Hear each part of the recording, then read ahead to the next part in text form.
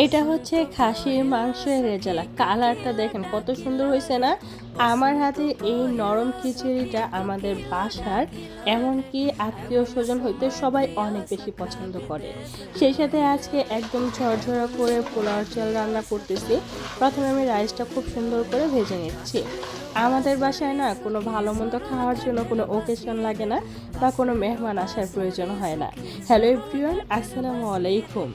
আজকে না অনেক কিছু রান্না করব, হয়তো পুরো ভিডিও দেখাতে পারবো না, তবে কি কি রান্না করছি সব কিছু একটু দেখাবো। আমি যেটা করছি, পোলাওয়ের চালটা খুব ভালোভাবে ভেজে নিচ্ছি। নর্মালি যেভাবে রান্না করে ওইভাবেই রান্না করতেছি, তবে আগে পরে কোনো শ্যুট নিতে মনে নাই। আর আজকে না কোনো প্রকার ভিডিও করার কথা মনেই ছিল না বা ইচ্ছাও ছিল না। হঠাৎ করে মনে হলো একটু তো শ্যুট করতেই পারি, তাই না?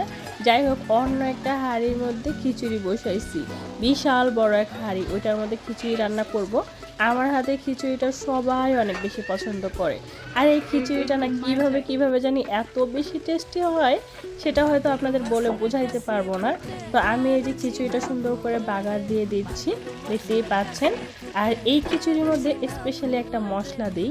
এই মশলাটার কারণে খিচুড়িটা এত টেস্টি হয়।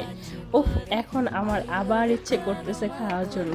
তবে যাই হোক, এই ভিডিওটা প্রায় অনেক দিন আগে করছিলাম, বাট আজকে না কিভাবে জানি গ্যালারি ঘাঁটতে ঘাঁটতে দেখি ভিডিওটা রয়ে আছে, তাই আর কি ভয়েস দিয়ে এডিটিং করতেছি।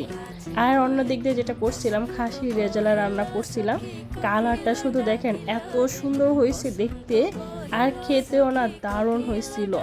প্রতিটা রান্না সুন্দর করে করা হয়েছে। আর আমাদের বাসায় কোনো মানে কিছু ভালো মন্দ রান্না করার জন্য কোনো ওকেশন লাগে না বা কোনো মেহমান আসার জন্য প্রয়োজন পড়ে না। আমাদের যখনই যেটা খেতে মন চায় সাথে সাথে তৈরি করি, আর আমরা বাসায় সবাই মিলে চেটেপুটে খাই। আল্লাহ হাফেজ।